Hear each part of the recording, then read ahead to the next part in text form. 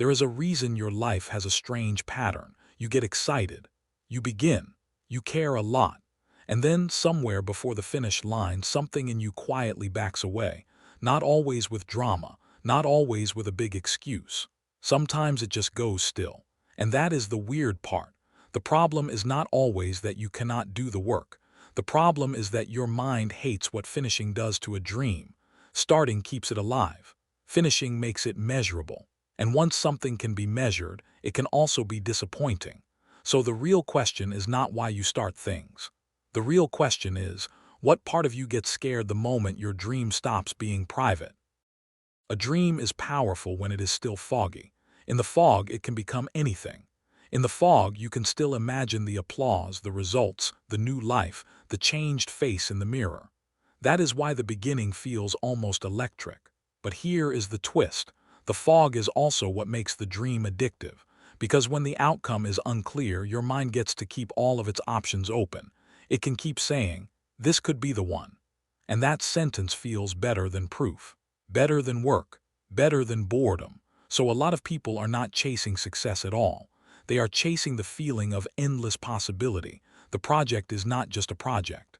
It is a hiding place where the future stays beautiful because it has never been tested.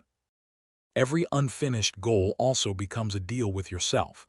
You tell yourself, "I am still the kind of person who could do this." And that matters more than people think. Because the unfinished thing is no longer just about the thing. It becomes evidence that you are still full of promise, still special, still one good season away from becoming the person you always meant to be. But finishing interrupts that story. It says no more maybe. It says, now we see what this really is. That is a cold moment for the mind, mate. Because once the dream is finished, it cannot keep flattering you. It cannot keep calling you potential. It becomes a result.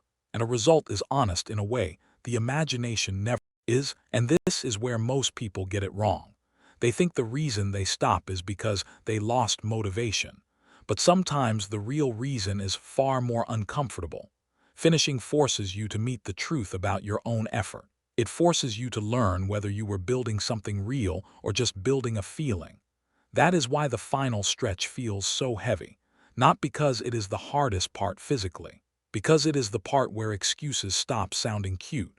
When the thing is almost done, there is nowhere left to hide. You cannot keep calling it a dream. You cannot keep calling it a rough draft of your life. It is either becoming real, or it is revealing a gap you have been avoiding. That moment can be brutal because it does not only test the work, it tests the identity you attach to the work. Most people do not just quit, they restart. And that is the deeper problem. Restarting feels cleaner than repairing. Restarting gives you a fresh identity with no dents in it, no messy week, no bad draft, no awkward progress. Just a shiny new beginning where your confidence can breathe again.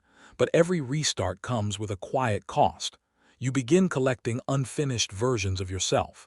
One for each plan, one for each promise, one for each season when you swore this would be the one. And slowly, without noticing, the mind starts trusting the beginning more than the continuation.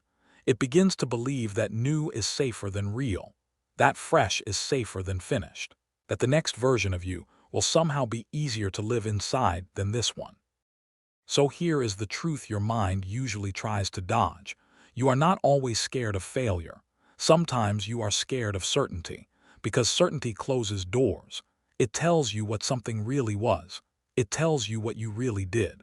It tells you what you are capable of when the mood is gone and the novelty has dried up. And that can feel harsh, but it is also the only place where a real life can begin. An unfinished dream can protect your self-image forever. A finished one cannot.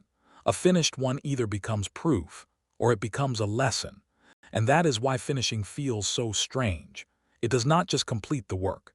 It ends the negotiation between who you say you are and what your life actually shows.